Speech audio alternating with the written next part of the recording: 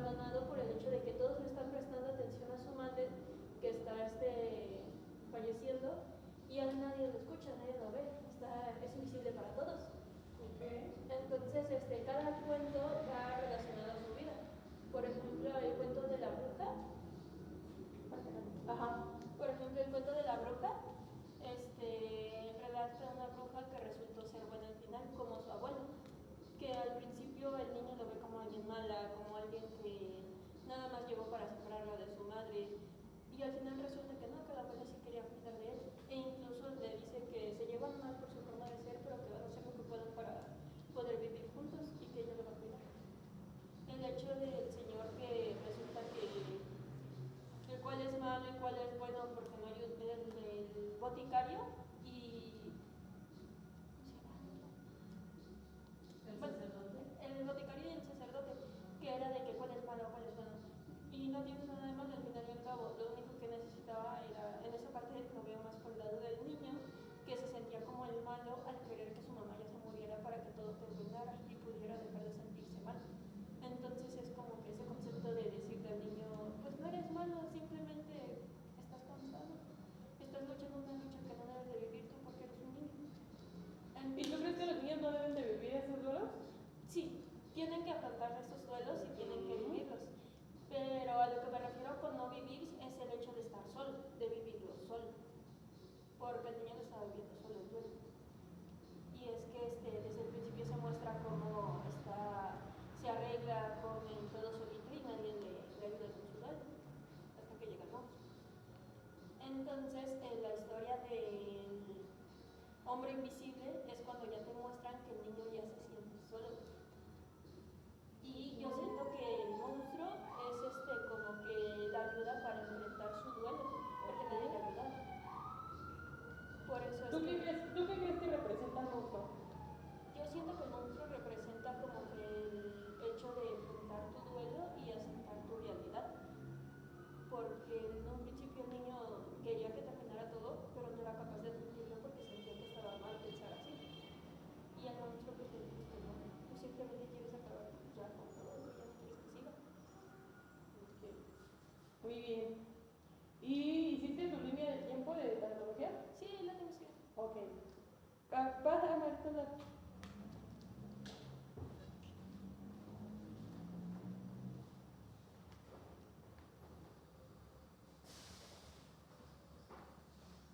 Con la línea del tiempo. Primero tienes que entendiste de la película y luego la línea del tiempo. ¿De la película? Pues siento que el niño no quería aceptar precisamente que su mamá iba a morir. Entonces se sentía mal y los niños que le hacían bullying como que hasta los incitaba, sentía que estaba bien que lo castigaran por tener el sentimiento de querer ya descansar de pues esa agonía que estaba viviendo su mamá y ya no quería vivirla. Por eso no aceptaba a su abuelita porque era aceptar que pues, su mamá se iba a morir y él sabía que iba a morir, pero no quería aceptarlo. Por eso son los cuentos.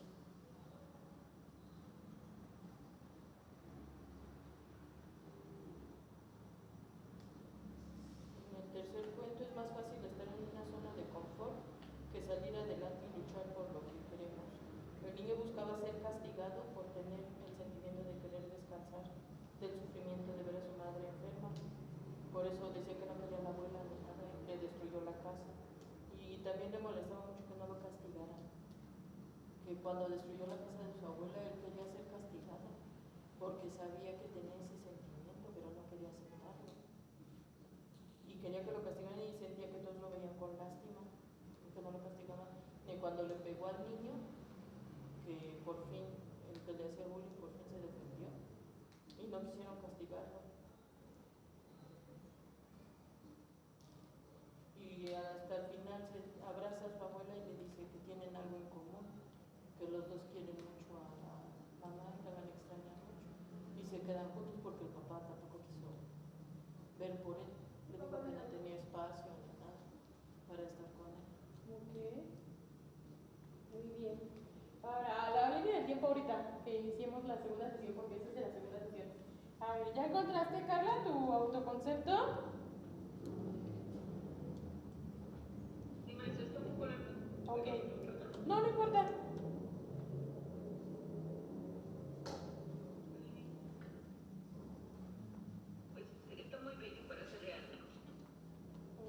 autoconcepto. Siento que el autoconcepto es la forma en la que me veo y me acepto y me reconozco. Soy una persona que valora su salud y cuido de mí misma. Soy sensible, atenta y me preocupo por los demás. Tengo metas, sigo aprendiendo cada día. Soy fuerte, he pasado por situaciones difíciles y sigo adelante. Soy estudiante, aprendo constantemente y me esfuerzo en lo que hago. Soy alguien que busca entender, cuidar y ser amable. Soy empática, soy cariñosa. Me importan las personas y escucho con el corazón. Soy responsable y dedicada, me esfuerzo en mis estudios y compromisos. Soy resiliente, soy sincera, soy auténtica, muestro quién soy sin máscaras. Tengo curiosidad y ganas de aprender. Soy valiente. Siento que soy un proceso de crecimiento y eso está bien. Valoro mi salud, mi bienestar y mi tranquilidad. Me importa ser honesta conmigo misma y con los demás. A veces me preocupo, pero también confío en mi capacidad de salir adelante. Estoy aprendiendo a escuchar mi cuerpo y a cuidarlo. Quiero seguir aprendiendo, quiero cuidar mi cuerpo, mi salud, darme tiempo para descansar sin sentir culpa. Confiar más en mi intuición y en lo que siento. Expresar lo que pienso y siento con seguridad. Ser paciente conmigo misma mientras crezco. Nada más. Ok, muy bien, muy bien. ¿Hiciste tu autoconcepto? ¿No? ¿Tú hiciste tu autoconcepto? A ver, platícame de qué es tu autoconcepto.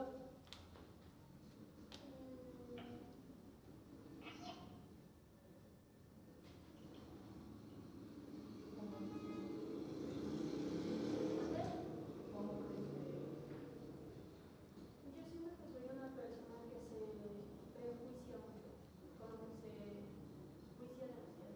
Y no solo a mí, sino que a las demás personas. Soy una persona que le gusta que la vean con esa máscara de, ay, es muy buena, escucha a los demás. Pero en realidad hay momentos en los que hasta se cansa y dice, yo no quiero escucharte, yo me cansé de escucharte. Quiero ser yo la que me escuchan, pero al mismo tiempo me da miedo que me escuchen porque siento que me van a juzgar o que me van, que los voy a molestar. Así como yo siento esa molestia de tanto estar escuchando a las personas, siento que se van a molestar conmigo en algún momento de que me escuchen. Ok. Muy bien. Sesión 2. Muy bien. La primera sesión se trató un poco más sobre el desarrollo humano, era lo que yo les mencionaba. Ustedes poco a poco van a ir viendo y van a ir desglosando, por ejemplo, si su sesión les tocó de desarrollo humano o de terapia clínica. Porque cuando nosotros hablamos de desarrollo humano, nosotros hablamos de desarrollarnos a nosotros, de podernos interpretar, de podernos entender. No es esa parte de encontrarnos dentro de nuestra historia. Yo les mencionaba en la clase pasada que uno de los duelos más fuertes que se vive es la pérdida de nosotros mismos cuando nos despersonalizamos por alguien más o por algún suceso que tuvimos en la vida. Entonces, desde ahí nosotros lo trabajamos desde el desarrollo humano. Cuando lo trabajamos en tanatología clínica, lo que nosotros vamos a trabajar es la teoría que nos ayuda a acompañar a las personas en un proceso de duelo, ¿sí se acuerdan? Entonces, yo les mencionaba, las tareas fueron divididas, el autoconcepto que es parte de mi desarrollo, parte del desarrollo humano y del trabajo personal. Y cuando nosotros hablamos de tanatología clínica, nosotros estamos hablando de la teoría, ¿no? De esa teoría que nos va a ayudar a acompañar a alguien más en un proceso de duelo. ¿Por qué es importante el autoconcepto? Porque muchas veces nosotros acompañamos a los demás sin saber quién soy, sin saber lo que quiero ni para dónde voy. Por eso es muy importante entrar desde el principio al autoconcepto. ¿Para qué quiero esto? ¿Por qué lo necesito? Hay personas que entran porque tuvieron un duelo, hay personas que entran porque es parte de su carrera, pero al final yo les mencionaba algo dentro del círculo que se vivió ahorita, que muchas de las veces las personas conectan desde lo que se tiene que trabajar. Entonces, por ejemplo, a mí me mencionaban en la universidad, tú tienes que trabajar 3 diplomas para poderte graduar, me decían en la universidad, pero yo escogía desarrollo psicológico infantil, yo quería adicciones y quería otro diplomado también, pero esos no se me dieron, no se me dio la oportunidad, nunca salieron, y los que se me dieron fueron tanatología, fue relaciones de pareja y fue el diplomado de adicciones. Y entonces dentro de estos diplomados yo tuve que entender a interpretar mi historia. ¿Por qué? Porque para que nosotros podamos trabajar con la teoría la tenemos que comparar con nuestra historia.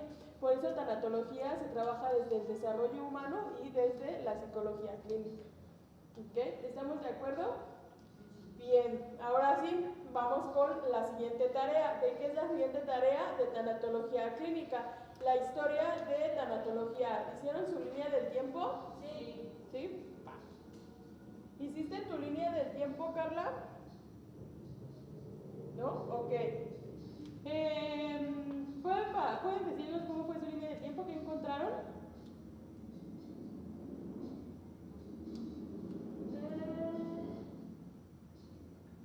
Yo encontré como por ejemplo que la tanatología se estudia desde muchísimo tiempo atrás, como en la antigüedad, en culturas egipcias, griegas, romanas.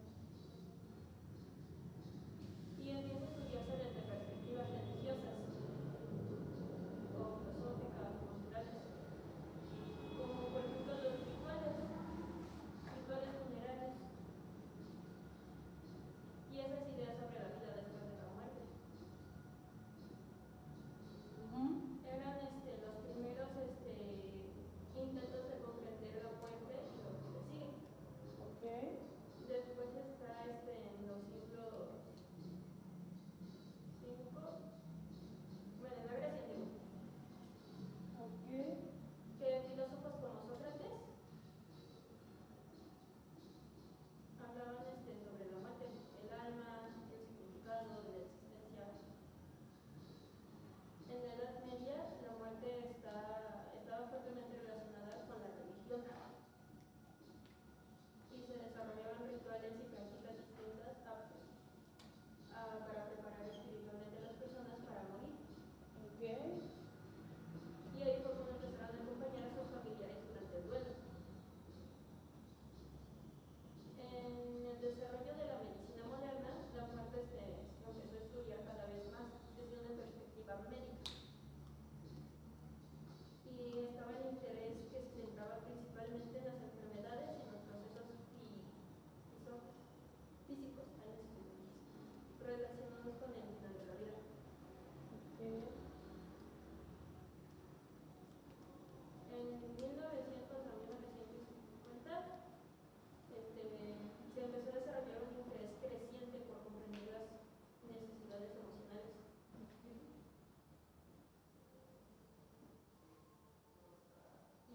Y en finales del siglo XXI, que ya es la tanatología actual, es no solamente el proceso de morir, sino también el duelo de las pérdidas y el acompañamiento de familiares, busca proporcionar apoyo emocional, social, espiritual y cuando corresponde psicológico. Muy bien. ¿Tú qué encontraste? En el siglo V y VI a.C. en Grecia, filósofos como Sócrates y Platón reflexionan sobre la muerte, comienzan a ver la muerte como parte fundamental de la vida. Fue cuando empezaron a estudiarla. En el siglo X al XV la muerte está fuertemente relacionada con la religión. Se pensaba que era algo nada más religioso y no tenía nada que ver con la medicina. Del siglo XVII al XVIII la muerte empieza a estudiarse más desde una perspectiva médica. En el siglo XIX la medicina y la psicología empiezan a estudiarse más sobre la muerte y el duelo. En 1900 a 1950 empieza a estudiarse las primeras avances de la tanatología moderna. Y en 1969 Elizabeth Kubler-Ross, que es psiquiatra, empieza a publicar sobre la muerte y los moribundos y empieza a pensar en las personas que pierden a sus familiares. Integra conocimientos de medicina y psicología, enfermería, trabaja. Ok. En finales del siglo XX se fortalecen los cuidados paliativos y el concepto de calidad de vida al final de la vida. Y en el siglo XXI ya la tanatología actual no solo es el proceso de morir, sino también el duelo, las pérdidas, acompañamientos de familiares, respetando las creencias y necesidades individuales de cada persona. Y también puede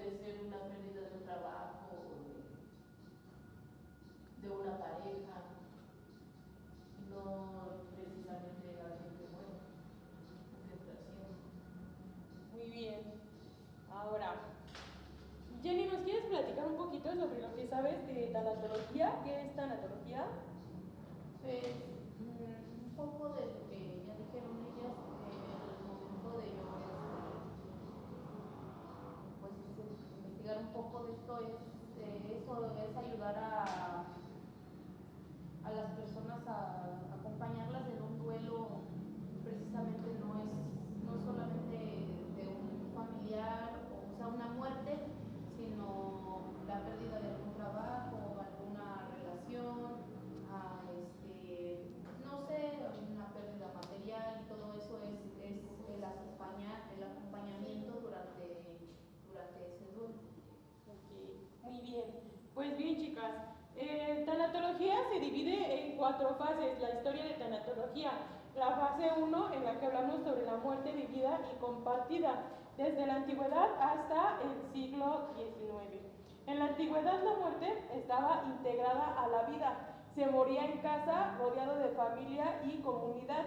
Cada cultura construyó su propia mirada. ¿Eso qué quiere decir? Por ejemplo, en la antigüedad, no sé si han visto películas de la antigüedad cuando todavía no existía la luz, que salían con su lamparita. No sé si han visto películas de ese tipo.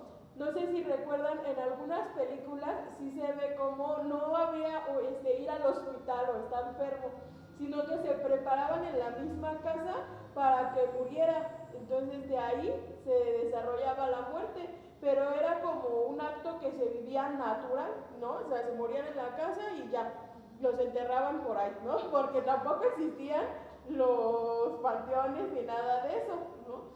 Entonces de ahí empieza la búsqueda o el interés en cómo se trabajó lo de la muerte, ¿no? Dice que en la antigüedad la muerte estaba integrada a la vida. Se moría en casa rodeado de familia y en la comunidad. En Grecia la muerte como era la separación del cuerpo y el alma. Recordemos que cuando nosotros hablamos de Grecia o cuando hablamos de Roma, estamos hablando de filosofía, porque son los maestros de la filosofía y de ahí viene toda esa información, ¿no? Que son como los primeros filósofos, empezando también con esa investigación de la muerte. Entonces, dentro de Grecia, la muerte era la separación del cuerpo y el alma. En la filosofía, sobre la inmortalidad y del destino. Dentro de si lo vemos desde Grecia, había ciertas partes que decían que cuando nosotros trascendíamos, que era lo que yo les mencionaba en la sesión pasada del timo, de ahí viene esa creencia de que el timo está en esta parte del pecho y cuando las personas trascienden, en el último suspiro disparan, ¿no? Todo lo que es el alma. Entonces dentro de esta parte se encuentra la ansiedad. Entonces de ahí vienen todas esas creencias. Y más adelante menciona que en México prehispánico la muerte no era un fin, sino el tránsito. La vida y la muerte eran 2 caras de un mismo proceso. Se honraba a los difuntos y se esperaba su visita. ¿Ok? En la Edad Media la muerte estaba ligada a lo religioso. Se separaba el alma para el más allá. Era un arte y la reflexión giraban en torno al juicio y la salvación. ¿Ok? Entonces menciona que en el siglo XIX la muerte empieza a trasladarse del hogar al hospital. La medicina comienza a tomar forma, empieza a tomar el lugar que tenía en la familia y la religión. Y dentro de toda esta parte, lo que nosotros tenemos que entender es cómo se fue desglosando y cómo se va desarrollando. Nosotros a veces creemos que lo único que existe es lo que yo conozco. Cuando nosotros estudiamos historia de tanatología es para poder entender un poco cómo se viven los procesos, porque es muy importante entender la cultura y la creencia que hay tanto dentro de mi hogar como en las creencias que hay en otras culturas. Si nosotros lo vemos desde Roma, de allá viene la parte del timo, y si lo vemos desde nuestra creencia mexicana, nosotros hacemos nuestros altares el Día de Muertos porque nosotros honramos a la muerte, ¿no? Y hay gente que dice que, por ejemplo, que en las creencias también se debate mucho, pero también dentro de cada creencia empieza el debate de las personas. ¿Por qué? Porque dentro de cada creencia hay un significado sobre la muerte, y eso no quiere decir que está bien o que está mal. Eso quiere decir que dentro de la historia de tanatología hay diferentes rumbos. ¿A qué me va a servir esto? A que dentro del acompañamiento tanatológico que yo haga pueda encontrar desde dónde se desarrolla y cómo voy a acompañar a mis pacientes dentro de esta pérdida, ¿ok? ¿Cómo ves? ¿Qué piensas, Jenny, de esta? Pues sí, poniéndome al día, pero sí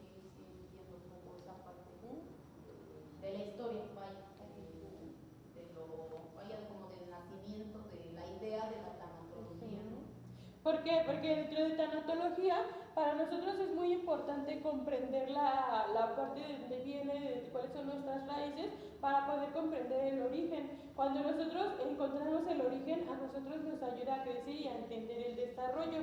¿De acuerdo? Entonces, esa es la etapa 1, ¿no? Así se empieza a desarrollar. Dentro de la antigüedad empezábamos a ver que la muerte era algo natural, pero también si lo vemos dentro de la cultura mexicana, inclusive la muerte era un sacrificio hacia nuestros dioses. Entonces, cuando nosotros empezamos a ver cómo la muerte tiene diferentes significados, podemos entender un poco más sobre el origen de tanatología y cómo acompañarlo, porque también hay que entender esta parte. Hoy en día, las personas que sufren depresión profunda o depresión severa por alguna pérdida o alguna separación o un divorcio, no lo hacen desde la conciencia. Entonces imagínense, si hoy nosotros con toda la información que manejamos tenemos el conflicto, ¿no? de poderme desapegar de un duelo, entonces imagínate las personas en la antigüedad que lo veían como algo común, ¿no? Las personas morían. Hoy en día desarrollamos mucha dependencia por nuestros seres queridos y eso nos inhabilita. Yo les mencionaba, no es lo mismo tener o vivir un duelo.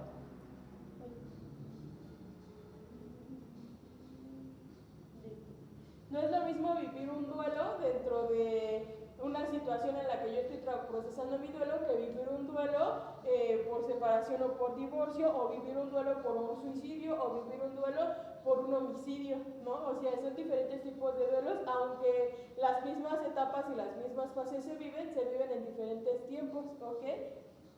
Entonces, dice más adelante que la segunda etapa era el tabú del siglo XX, ¿ok?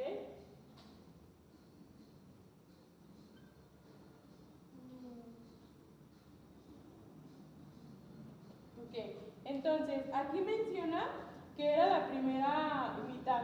La ciencia y la medicina lograron avances impresionantes. Se curan enfermedades que antes nos mataban. Se instala la idea de que la muerte es un enemigo a vencer, un fracaso de la ciencia. Se aleja de la vida cotidiana, se muere solo en hospitales rodeado de máquinas, no de efectos. La muerte se convierte en un tema prohibido, no se habla con los niños, no se menciona el entorno, se oculta y se calla. La consecuencia es que quien moría y quienes quedaban perdieron la palabra y el acompañamiento de la muerte. La muerte se volvió solitaria. ¿Esto qué quiere decir? Cuando la ciencia empieza a debatir entre lo que debería de ser y no debería de ser, empiezan las complicaciones, que era lo que yo les mencionaba. En la antigüedad era algo natural que perdiéramos un familiar en casa, pero la ciencia empieza a buscar ¿qué?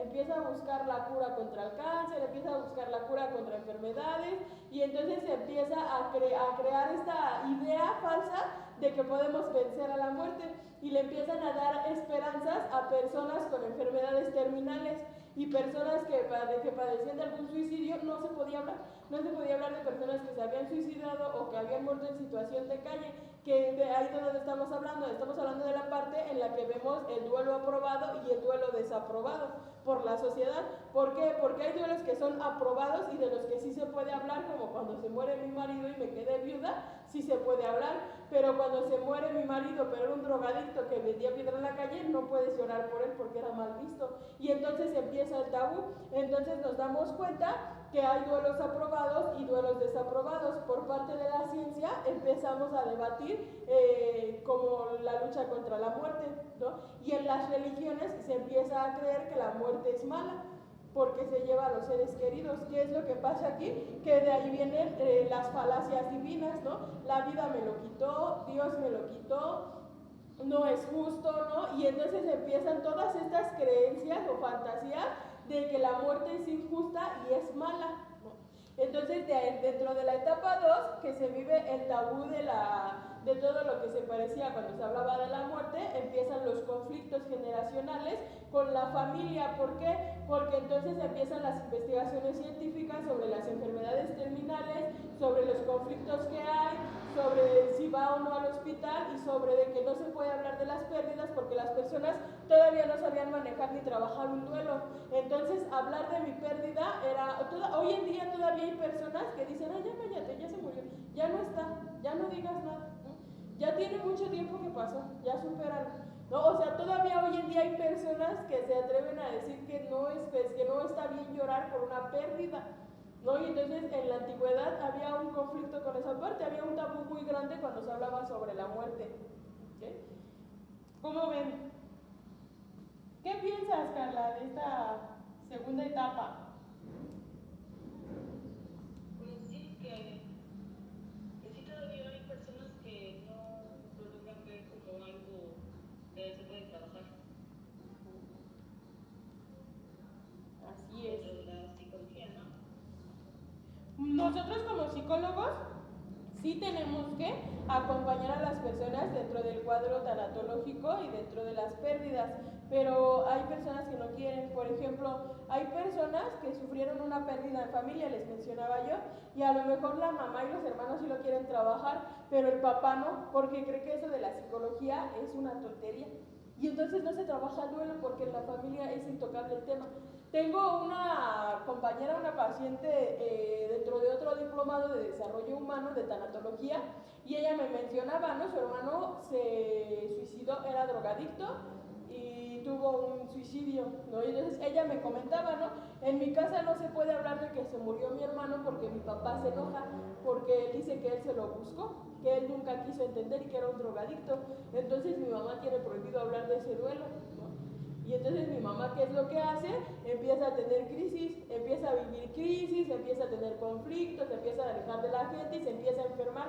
¿Por qué? Porque somatizamos los duelos. Eso hoy lo sabemos con los estudios científicos que nos mencionan, que cuando nosotros no hablamos o cuando nosotros callamos, el cuerpo enferma. Eso hoy lo sabemos, pero antes no lo sabíamos. Entonces, que hoy en día haya personas que todavía tengan el tabú con respecto a la muerte, de decir de eso no se puede hablar, entonces estamos hablando de que los avances todavía no han alcanzado a impactar a un gran porcentaje de la sociedad. ¿Ok? ¿Cómo ves, Jessica?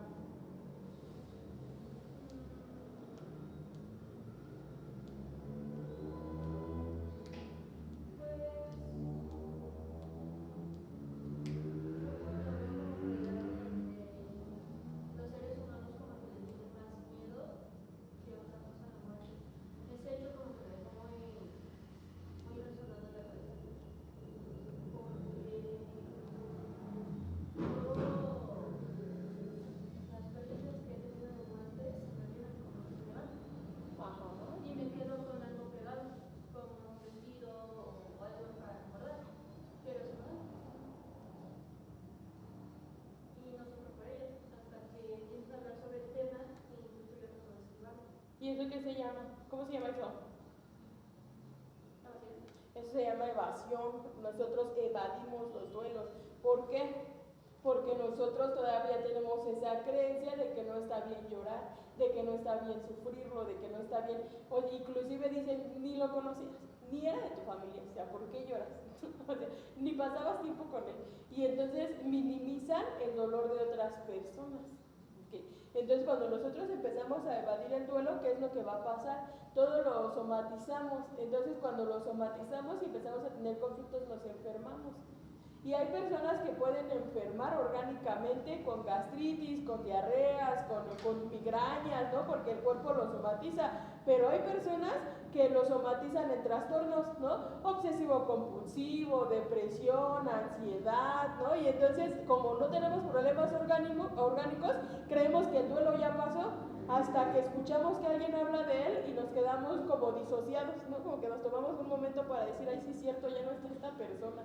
¿Eso qué quiere decir? Que no lo trabajé, que hay un duelo que yo tengo ahí que no he trabajado. ¿Okay? ¿Cómo ves? ¿Qué es lo que tienes que hacer para trabajar tu duelo? Hablarlo o escribirlo. Nosotros dentro de tanatología, de psicología, utilizamos una herramienta que se llama vaciado.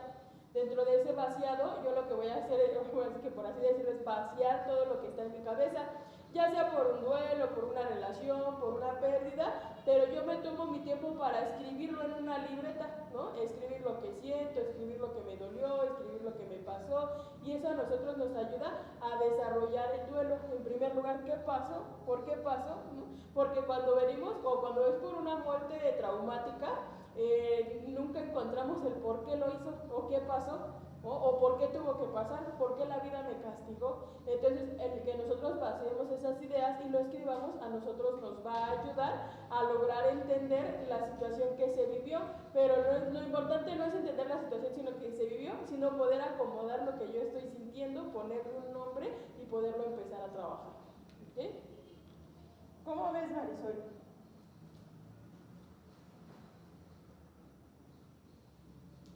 Muy bueno. Marisol o no. También un duelo desautorizado es cuando te divorcias, ¿no? De alguien que te golpeaba o te gritaba, te Así trataba es. mal. Y la gente dice, porque yo era si era un maldito, un desgraciado, ¿no? Así es, un duelo desautorizado también podría ser cuando pierdes a una pareja que no te convenía, que no estaba ahí para ti, que te trataba mal, que te engañaba, pero que aún así tú quieres estar con él. Y entonces las personas dicen, hasta ya le pusieron nombre, ¿no? Ya le pusieron migajero. Ya es una tendencia mundial de que ya cuando vives una pérdida por una relación que no te convenía, ya le ponen el nombre de migajero, pero no es cierto, ¿no? O sea, realmente había una costumbre, había un contacto, era una persona que formaba parte de tu vida. Hay un duelo porque hay una separación, hay una pérdida de las conductas, una pérdida de la persona, del acompañamiento, ¿no? De lo que me daba esa persona, del vacío que yo sentía, ¿no? Pero hay una pérdida, ¿no? Entonces hay un duelo desautorizado, ¿no? Que las personas socialmente lo ven y dicen, pues si tú lo dejaste, no tendrías por qué estar llorando, pues regresa con él. Y no es cierto, ¿no? Realmente, lo que realmente pasa es que yo sabía que no me convenía, pero eso no quiere decir que yo no extraño la presencia de esa persona en mi vida, ¿no? Que era como lo que trabajamos ahorita en el círculo más o menos, ¿no? Que decíamos en el círculo, dentro de este círculo a lo mejor la persona no falleció, pero es una persona que ya no está en mi vida y que la ausencia duele. Y a veces ni siquiera duele la ausencia, a veces lo que duele son esas partes de mi vida en las que no va a estar. Era lo que yo les mencionaba en la sesión pasada. A veces, por eso el duelo marca más o se duele más cuando estamos dentro de etapas de Navidad, de fechas de cumpleaños. ¿Por qué? Porque lo que me falta es la ausencia de la persona en estas etapas importantes de la vida en las que yo quería que tú formaras parte. La idealización, ¿no? En lo que yo quería que tú estuvieras, ¿no? Que esperaba que estés ahí.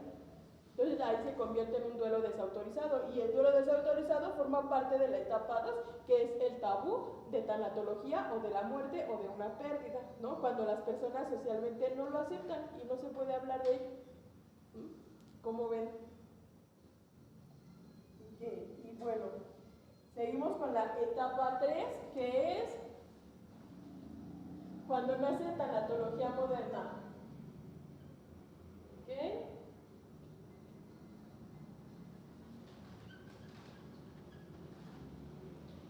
La semana pasada estuvimos hablando un poquito sobre los autores de tanatología, las primeras personas que comienzan con los estudios sobre la muerte y las pérdidas, y dicen, nace tanatología moderna en el año 1950 y 1970.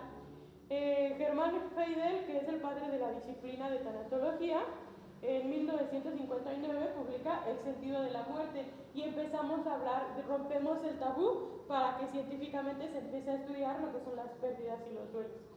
¿Okay? Y entonces dice, reúne por primera vez textos de psicología, medicina y filosofía más antropología sobre la muerte. Rompe el silencio académico y social. La muerte es parte de la vida y debe ser estudiada como tal.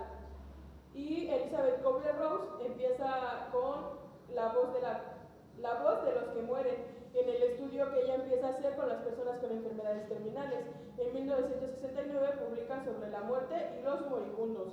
Escuchó directamente a los pacientes terminales y propuso con las 5 etapas del duelo: la negación, la ira, negociación, depresión y aceptación. ¿Okay? Aclaró que algo fundamental es que no son pasos obligatorios ni lineales, son formas en las que las personas intentan hacer frente a lo que sucedió. Su mayor parte es dar voz y dirigir a quienes estaban por morir. Elizabeth Kubler-Ross, a pesar de que es la encargada de las etapas del duelo, quien las creó y fundamentó, ella se encargaba más de trabajar como con personas moribundas, con personas con enfermedades terminales, y después empiezan a desarrollar ya más estudios sobre el acompañamiento a las personas que habían tenido una pérdida, que era algo que mencionábamos, ¿no? Y entonces dice que ella se enfoca más en cuidados paliativos. Al mismo tiempo, Cicely y Susanners, cuando el movimiento de ciudades de cuidados paliativos, cuando no se puede curar, se debe acompañar, olvidar el dolor, no olvidar el dolor, cuidar a las personas. Dice, nace tanatología y ya no es una religión ni filosofía, es una disciplina medicina, que viene por parte de la medicina, psicología, ética y derecho antropológico.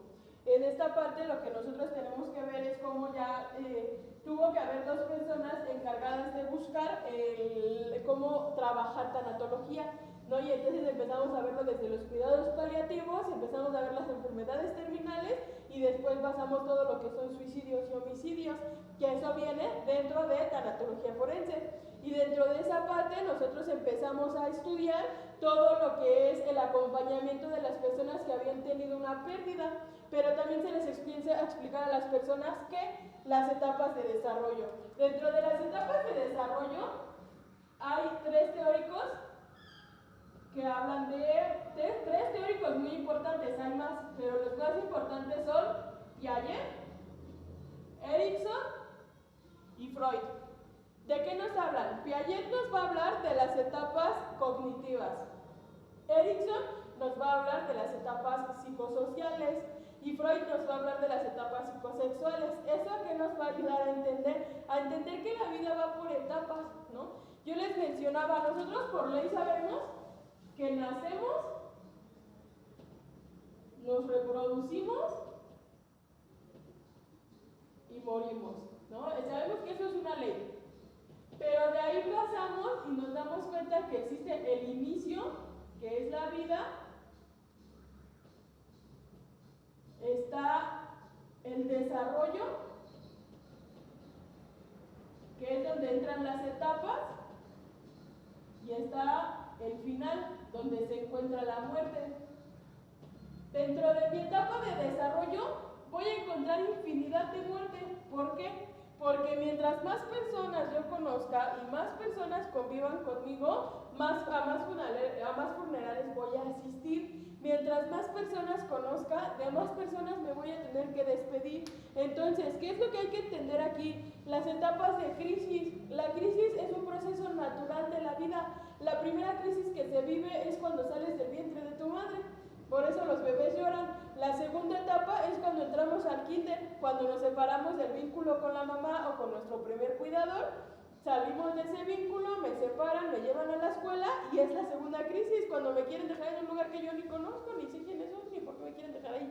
Entonces está la tercera crisis, la segunda crisis, y de ahí nosotros tenemos que empezar a entender que la crisis es una fase natural de la vida. Claro que hay dos tipos de crisis. Está la crisis natural por un proceso de crecimiento y está la crisis neurótica. ¿Cuál es la crisis neurótica? La crisis que viene acompañada de conflictos, la crisis que viene acompañada de trastornos, de ansiedad, de depresión y de inhabilidad. Esa es una crisis neurótica. La crisis natural es la que te impulsa al crecimiento y el desarrollo. Por eso nosotros acompañamos tanatología de desarrollo humano, porque dentro de los duelos, muchos de los duelos, y yo me atrevería a decir que un gran porcentaje de las adicciones son debido a los duelos no vividos, porque entonces en mi familia me enseñaron a hacer apegos, ¿no? Y entonces entra la cultura y la creencia, ¿no? Que las personas no se tienen que ir, entra el sistema de creencias. ¿Qué me dice el sistema de creencias? Que las personas tienen que ayudarme, tienen que estar y se tienen que quedar, y que cuando se van es malo, cuando la realidad es que no es malo. Y esa creencia que me hace quedarme con una persona a la que yo no quiero, porque eso es lo correcto. ¿Y eso dónde viene? Dentro de lo que nadie me dijo, pero yo vi. Y entonces está el sistema de creencias infiltrado en nosotros. Entonces, dentro de las etapas de desarrollo, nosotros tenemos que entender que existe la crisis. Y en esa crisis yo voy a vivir duelos. Y nosotros cuando hablamos del duelo, estamos hablando de dolus, que viene del griego, y dolus significa dolor. Y el dolor siempre va a pasar por la crisis, Y la crisis me va a llevar a duelos y el dolor me va a ayudar ¿a qué? A crecer. Por eso una pérdida, que era lo que mencionábamos ahorita en el círculo, ¿no? Un poquito de lo que hablábamos, cuando yo tengo una pérdida, eso me va a impulsar, una pérdida, un final, una crisis me va a llevar a un final, ¿no? O el final me lleva a la crisis, al final del día es un círculo vicioso, ¿no? Entonces dentro de la crisis que yo vivo y dentro de este final en el que yo me voy a encontrar, voy a tener que vivir una crisis y dentro de esta crisis voy a encontrar crecimiento. ¿Qué es lo que pasa? Que no quiero el final. No me quiero incomodar, no quiero terminar, no quiero entrar al proceso de desarrollo humano, porque a veces creemos que el desarrollo humano es esta parte de ser inteligente, intelectual y tener mucha sabiduría y crecimiento, pero no vemos el lado de todo lo que tenemos que dejar, de las costumbres, de las creencias, de lealtades familiares que hasta el día de hoy me siguen atando a algo que yo no puedo dejar. Entonces, ¿qué es? No quiero vivir la crisis, ¿no? Y si yo no vivo esa crisis, no hay un crecimiento, hay un estancamiento. ¿Y eso qué va a hacer? Que yo repita mis duelos. Entonces, si yo viví mi primer duelo a la edad de 6 años, que es a la edad que entras al kinder, y entonces te quitan de un lugar en el que ya estabas acostumbrada porque quieres mucho a tus maestros, te sacan de ahí y entonces vas a la primaria y tú no entiendes, ¿no?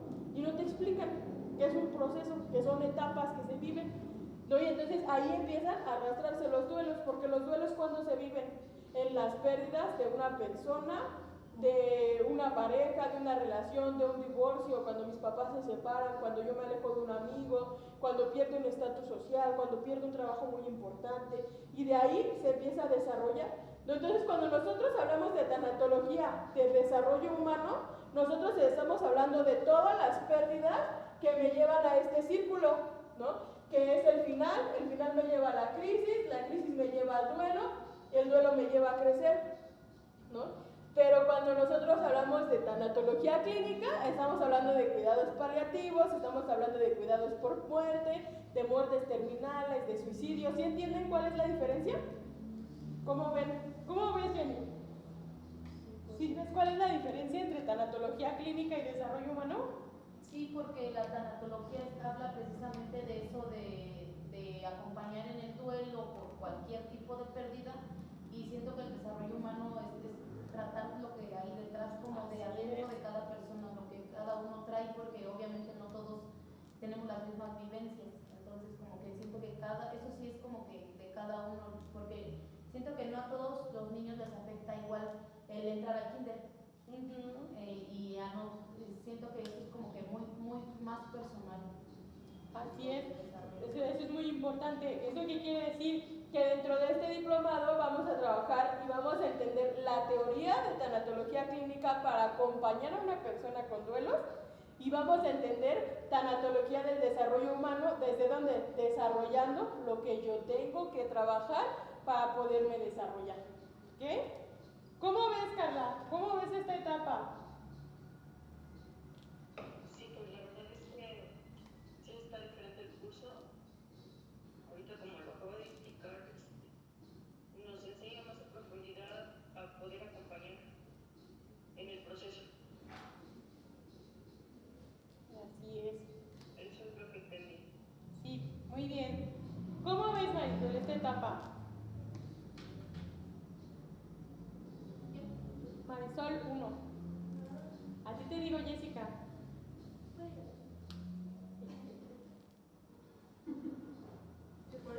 Ella dijo mentimentas, qué buenas son. Jessica, ¿cómo ves esta etapa?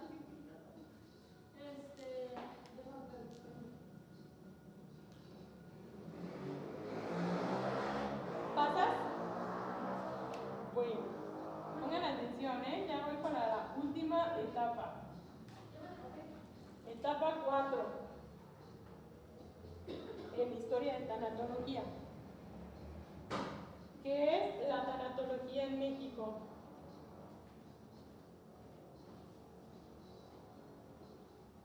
Disculpe, se estaba haciendo limpieza. ¿Me podría resumir los 3 puntos que está viendo? Claro que sí. Ahorita lo voy a resumir al final.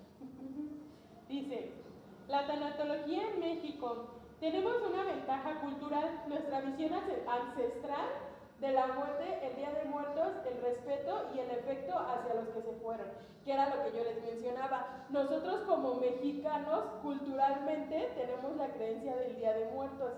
¿Qué es lo que pasa? Que las culturas chocan cuando entra la creencia o la religión, porque hay una clase dentro de este diplomado en la que vemos más a profundidad el sistema de creencias y cómo las religiones afectan nuestra visión sobre la muerte.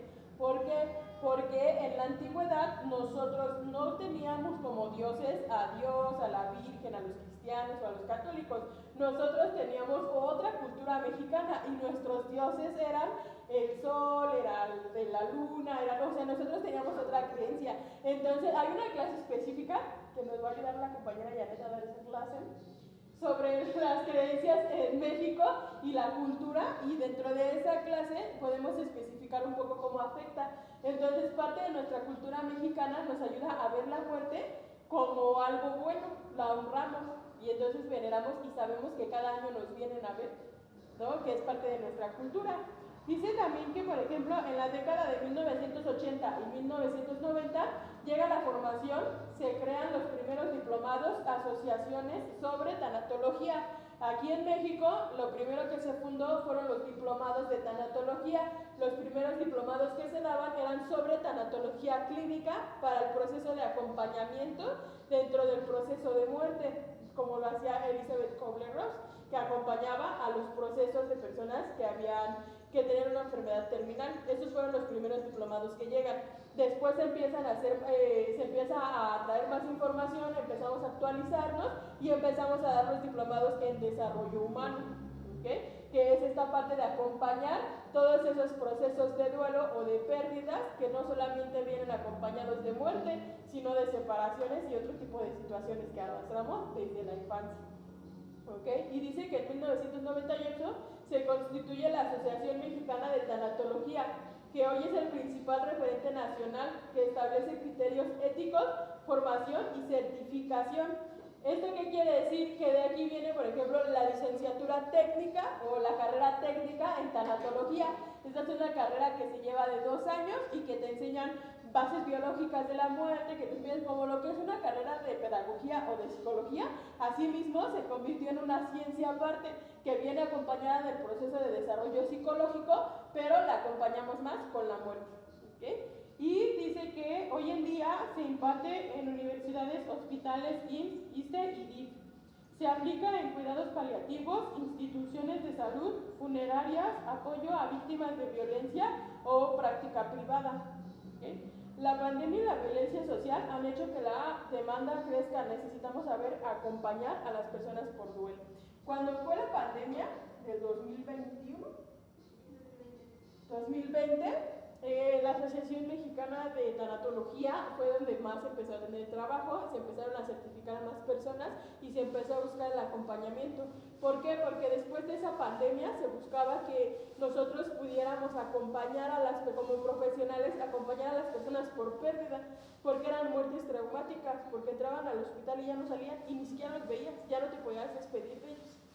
Entonces de ahí se empieza a desarrollar y a investigar y se vuelve a actualizar todo el movimiento de tanatología. Por eso les comentaba yo en esa parte, hay diplomados que son de puro desarrollo humano, de tanatología, donde desarrollas duelos y pérdidas, y hay otro diplomado de tanatología clínica en el que solamente desarrollas la información para poder acompañar duelos, y este viene acompañado de los dos, del proceso de desarrollo humano y de tanatología clínica. ¿Ok? ¿Cómo ves? Entonces, ahora sí te voy a resumir. Dice que en la antigüedad y en la prehispánico se mueren en casa con la familia, que era lo que mencionábamos al principio. Antes no existía nada de que el panteón y hay que contratar un paquete y ya en el mismo panteón hay tanatólogos con paquetes así, no existía nada de eso, sino que se preparaban para que se muriera en casa y los enterraban donde Dios les dio a entender. Y así se manejaba. Y después empieza a manejar diferente. Dentro de la Edad Media empieza la religión y la salvación, empieza a ver todo lo que es la religión, creencias religiosas o ceremonias religiosas sobre la muerte, porque antes no se hacía ninguna religión, solamente decía ya se va a morir, prepárenlo. Y después empiezan todo lo que son las ceremonias religiosas para las personas que van a morir o trascender. Y de ahí pasamos a el siglo XIX, siglo XX. Se trasladan al hospital, entonces se empiezan a dar cuenta, científicamente empieza un conflicto porque se empiezan a dar cuenta que pueden luchar contra la muerte. Empieza a haber conflictos porque empiezan las personas a creer que pueden luchar contra las enfermedades terminales y empieza todo el debate sobre lo que es el cáncer, el VIH, que fue más o menos en ese tiempo, que se creía que se podía luchar contra enfermedades terminales. Pero no se podía hablar de la muerte, había un tabú muy grande en esa etapa. ¿Por qué? Porque había personas que fallecían y como no había un trabajo del duelo, entonces las personas no hablaban de ello, fallecían y ya no se hablaba de eso porque era incómodo y doloroso. Entonces se prefería apartar ese lugar, no hablar de ello y dejar que, como si no hubiera una ausencia en la casa, como si nunca hubiera existido el familiar que fallece. Que hoy en día sigue habiendo personas que, más en los hombres que en las mujeres, que hoy en día dicen, no, pues no ocupamos ir a un psicólogo, pues ya se murió, ya ni modo. Y entonces así avanzan las familias sin trascender duelos. Y de ahí viene el tabú de que dentro de la sociedad médica se creía que se podía salvar a las personas con enfermedades terminales. Y de ahí viene desarrollado también cómo científicamente se empieza a estudiar y se empieza a ver que podemos acompañar a personas con pérdidas, porque antes solamente se trabajaba cuidados paliativos, enfermedades terminales, en hospitales se trabajaba, pero no se trabajaba el acompañamiento a las personas que perdieron un ser querido. De ahí se empieza a actualizar todo ese movimiento. Y después, en 1959, Feidel, que es el creador de tanatología o el padre de la tanatología moderna, escribe el primer libro sobre tanatología, que es El sentido de la muerte. Lo voy a buscar a ver si se los puedo mandar. Ni lo van a leer, pero lo voy a buscar para mandárselos. Adelante. Los cuidados paliativos, entonces, que ese sí ya saben que se va a morir antes de cáncer. Nada más le dan medicina para que no. Los cuidados paliativos son las personas que se encargan de cuidar a los que tienen cáncer, de darles su medicamento, las quimioterapias, todo eso. Esos son los cuidados paliativos. Y en 1959, Elizabeth Kubler-Ross empieza con las etapas del duelo. En 1998, México nace la Asociación Mundial de Tanatología. Y en la actualidad, el crecimiento y el reconocimiento empieza a ser para los tanatólogos después de que pasó la pandemia. Actualmente, hoy en día, tanatología es más conocida que otras veces, porque entonces antes se creía que tanatología solamente era para gente moribunda, y hoy en día lo vemos como el acompañamiento a familiares con pérdida y al desarrollo humano, personas con duelos atrasados. ¿Okay? ¿Cómo ves? ¿Cómo ves, Marisol? ¿Sí lo entendiste? O con divorcios, ¿no? También. Con divorcios, Sí, con también. separaciones. ¿Y si se vuelve un perrito? Un perrito. También se trabaja porque es un duelo, es una pérdida y es un apego. Hoy en día las personas suelen hacer más apegos con animales o que con personas, ¿no? Pues esto también viene desarrollado a la pérdida, a que prefieren sufrir la pérdida de algún animal que de un ser querido. Y entonces también eso viene vinculado a que nosotros no queremos hacer vínculos con personas para no vivir más velorios, y entonces nos cerramos a la idea de tener una relación. Es más a eso, a los vínculos, ayudar cuando pierdes un vínculo, sea cual sea el vínculo. Así es. Pero de igual forma se vive un duelo, porque era un ser el que yo estaba acostumbrada, un ser que formaba parte de mi vida. Inclusive hay la película de Coco, que es muy buena, es una película muy buena, tiene mucho significado y te ayuda mucho a entender. Lejos de ver la película infantil, yo siempre que les mando a ver una película infantil, yo les digo, no lo veas como película infantil, encuéntrale el lado psicológico, encuéntrale la resignificación que le dieron, ¿no? O sea, encuentra el punto de por qué lanzaron esa película. La película de Coco es una película muy buena. Hay otra que se llama Día de Muertos. Esa película es muy buena. En esa película mencionan, por ejemplo, las mariposas son el símbolo de tanatología. ¿Por qué? Porque habla de la trascendencia, de trascender. Y dentro de la película de Día de Muertos mencionan que las mariposas son nuestros familiares que vienen del más allá a visitarnos al más acá. Entonces que cuando pasa una mariposa, lo saludas porque posiblemente es un familiar que te vino a visitar. Y siento que también eso es un poco cultural, o no sé si en todos, porque en mi familia tenemos la idea de que cuando llega una mariposa de la nada y se te para, porque es muy raro que una mariposa llegue y se te pare, ¿no? Porque siempre andan son personas fallecidas visitándote. Sí, también es culturalmente. Ujú. Sí, de hecho aquí en México, tanatología en México es una de las ramas científicas que más se trabaja por esa parte de las pérdidas y los duelos que se viven. Dentro de tanatología tú puedes encontrar un tanatólogo en un panteón, en un hospital, en el DIF, en un centro cultural, ¿no? Dentro de tanatología sí abarca bastantes lugares. ¿Okay? ¿Cómo ves, Carla?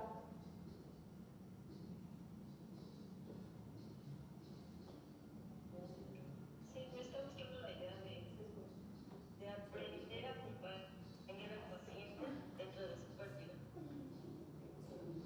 Y es muy diferente a verlo como pues, nuestro propio duelo nada más. Así es. O sea, no nada más ya es personal, sino también nos está enseñando a hacerlo, a acompañar, a tratar. Así es. Y esa es la parte muy bonita porque cuando nosotros trabajamos desde tanatología, trabajamos desde personas con pérdidas que ya no se quieren vincular con nadie más. ¿Okay? Entonces dice, la historia de tanatología nos enseña algo hermoso. Hace apenas unas décadas no se le permitía hablar al que moría. Hoy nuestra profesión consiste en escucharlo, respetarlo y acompañarlo. La tanatología no nació para estudiar la muerte, nació para defender la vida hasta el último momento. ¿Okay? Y de ahí viene desarrollada como nosotros empezamos a acompañar a personas con pérdidas que tuvieron. Entonces dice, actividad. Vamos a hacer una actividad. ¿Ah? Dice, ¿cómo vive mi familia los duelos? Vamos a ponerle, ¿cómo vive mi familia los duelos? ¿Esto qué quiere decir? En una hojita yo voy a escribir qué hace mi familia cuando hay una pérdida, cuando hay un divorcio, una separación, cómo se vive. Por ejemplo, hay familias que se vive un divorcio y la mamá ya se consiguió 2 que 3 papás para que los hijos no se queden solos, ¿no? Y hay familias que se vive un duelo y no se habla de ella, ¿no? Se dice, aquí no pasó nada, nunca existió, no hablamos de... Eso es lo que nosotros vamos a hacer en esta actividad. Vamos a escribir, por ejemplo, a través de las pérdidas que he visto en mi familia, ya sea por divorcio, por separación, por muerte, cómo mi familia trabaja esos duelos. ¿Ok?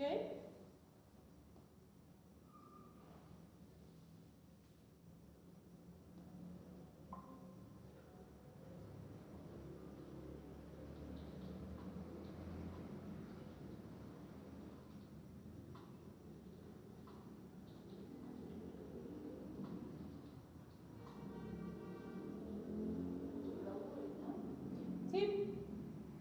¿Sí es una actividad que van a hacer?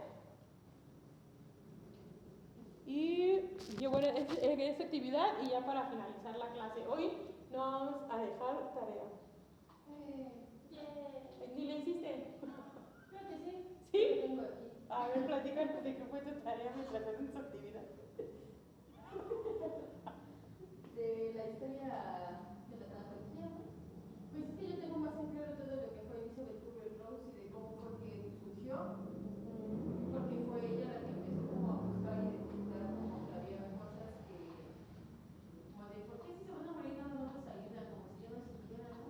Como si estuviéramos viviendo una época muchísimo más antigua. Antes pensaban, bueno, como por ejemplo, ¿no? Antes pensaban que los bebés no sentían dolor. Entonces los sometían a cirugías y les hacían un chico de cosas porque pensaban que no sentían dolor. Entonces, pensaba en eso, ¿no? Decía, ¿cómo puede ser posible que si ya va a trascender, digan, ah, si ya se va a morir, ya no vale la pena? Y no solamente eso, o sea, a raíz de cómo se fue ella acercando a los enfermos terminales y escuchar sus historias, escuchar cómo es que ellos modificaron la manera de ver la vida, se cuestionó también sus familiares, cómo vive todo ese proceso los familiares de los enfermos terminales, y de ahí empezó a sacar todas sus teorías, pero pues fueron muchos años de estudio, ella todavía trascendió y dejó que escribió un libro, creo, ¿no? Así es. Pero antes de Elizabeth Kubler-Ross estaba Frederick, ¿qué les dije? ¿Alguien tiene anotado el nombre del autor? Es que ya quité mis diapositivas.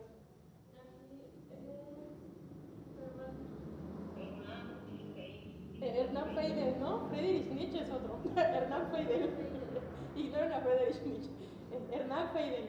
Él es el fundador de tanatología, él es el padre de la tanatología. Ajá, aquí la diferencia es que se cree que Elizabeth Kubler-Ross es la que inició con lo de tanatología, pero no, solamente que su teoría de Elizabeth fue más reconocida porque ella le puso nombre, le puso etapas y le puso cómo gestionarlas. Entonces, Elizabeth Kubler-Ross lo que hizo fue desarrollar un proceso de acompañamiento en tanatología. Más bien, Elizabeth Kubler-Ross nos acompaña más como esta parte tanatológica de desarrollo humano, y el padre de tanatología, él más nos desarrolló todo lo que es la muerte y dejarla de ver como si fuera un tabú. Como la antropología. Él viene de la antropología.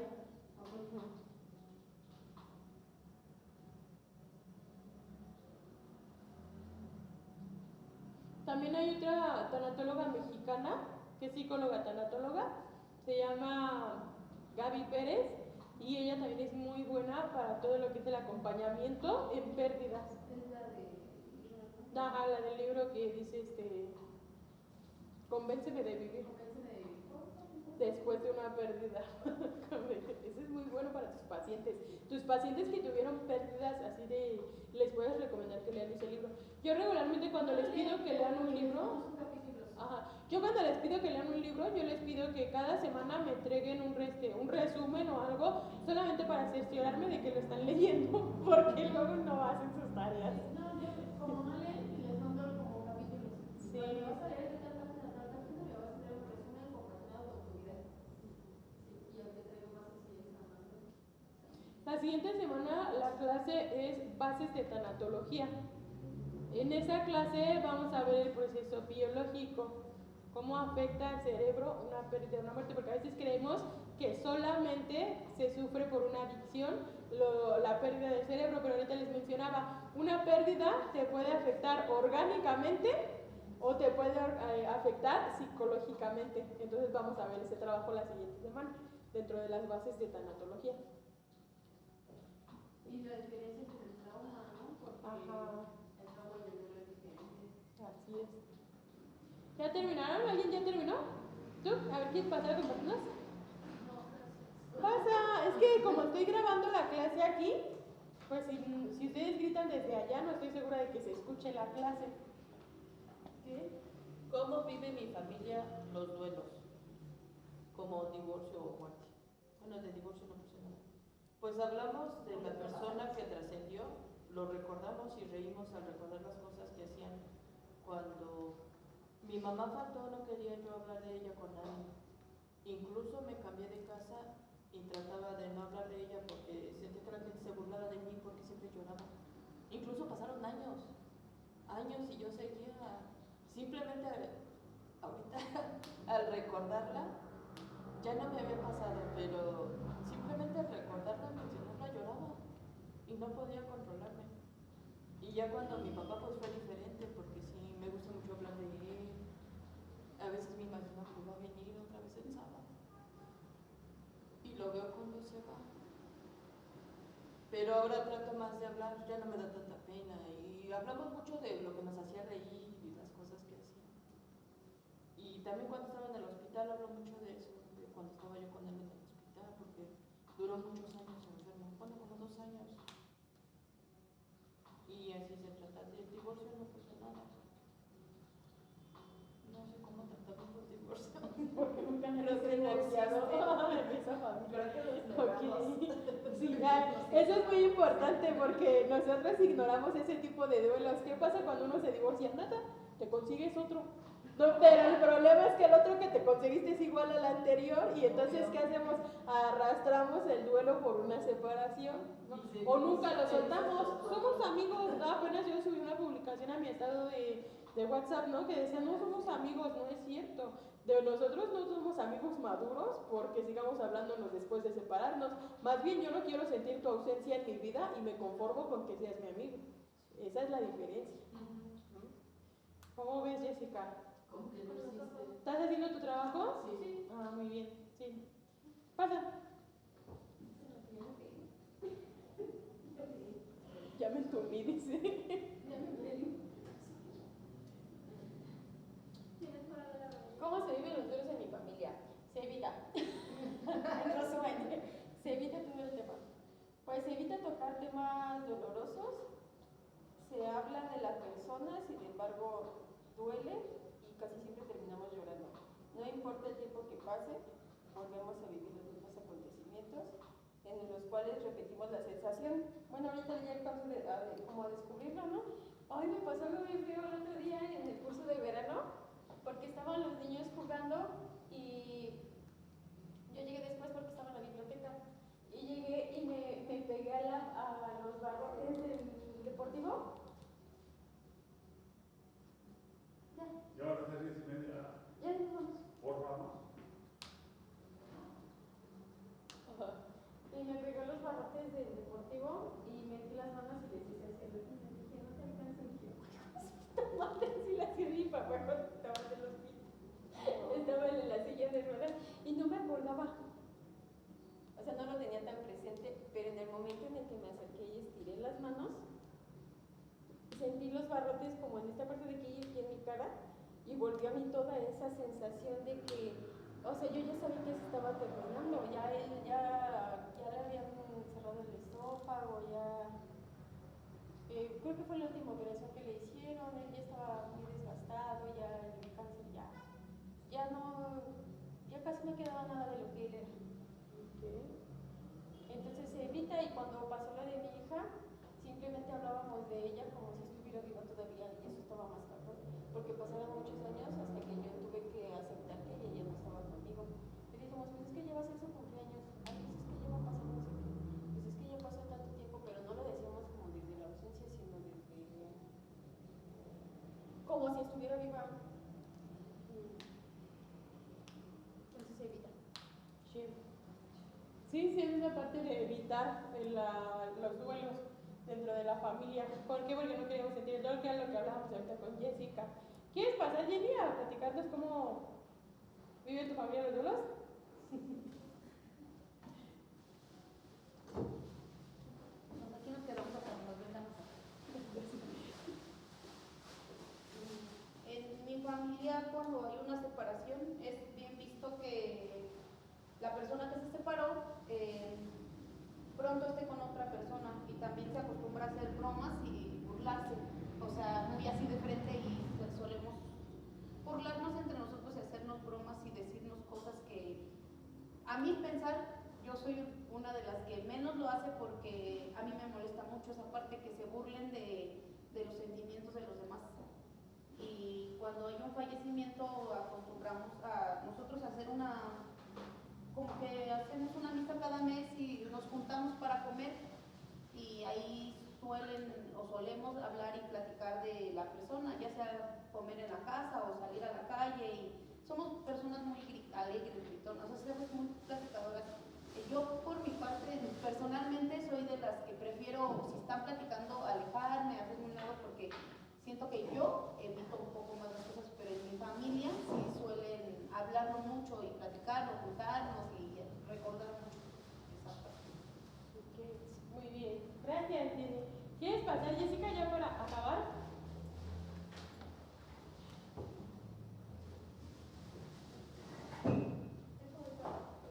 Sí, ya me faltan dos. Pasa, Jessica.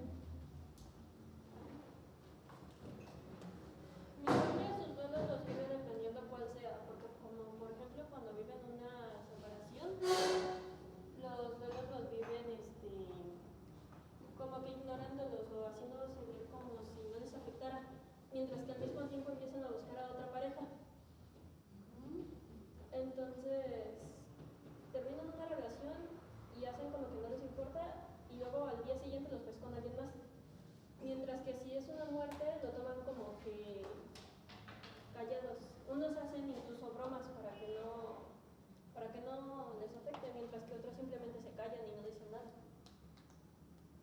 Muy bien, gracias. Sí, es cierto, en la familia a veces hace eso de, primero que nada, no vivir un duelo de una relación, que es lo mismo, un duelo por una relación o por muerte, se tarda de 6 meses a 1 año para gestionar y entender qué fue lo que pasó y poderlo trabajar. Si no se está trabajando así, entonces no hay un duelo vivido ni trabajado, se están arrastrando los duelos. ¿Ok? Y ya por último, ya para terminar, Carlita, ¿nos quieres contar cómo se viven los duelos en tu familia? Bueno, desde que murieron mis abuelos, no hay familia. Todos se separaron. Jamás volvió a ser familia. Y mi mamá, por ejemplo, yo veo que lo hace con conflicto. Y yo con ganas. Era lo que mencionábamos. Nada más. Ok, que era lo que mencionabas, que a veces cuando nosotros no queremos sufrir o vivir un duelo, nos apegamos más como a animalitos que a personas o seres vivos. ¿Por qué? Por esa misma razón, porque es más fácil saber que mi gato siempre va a estar conmigo que estarme despidiendo de personas. Y nos aislamos del mundo. No, nos aislamos y nos quedamos como la señora de los gatos. Yo tengo 4. Pero bueno. Esta sería la clase del día de hoy. Nos vemos la siguiente semana. Vamos a ver parte de la biología, de todo lo que son las bases de tanatología. Espero que les haya gustado la clase. Les dije que no les iba a dejar tarea, pero les mentí. Sí les voy a dejar una tarea. Vamos a hacer una pintura. Vamos a usar parte de arteterapia. Van a comprar pinturas Vinci o acuarelas y una cartulina y van a hacer una pintura que les haga, o háganla como ustedes sientan que les recuerda a esa persona que ya no está. ¿Ok? Y la revisamos la siguiente clase. Si tienen dudas, les mando la tarea por WhatsApp. ¿Ok? Y eso sería todo, chicas. Nos vemos la siguiente semana. Bye, Carla.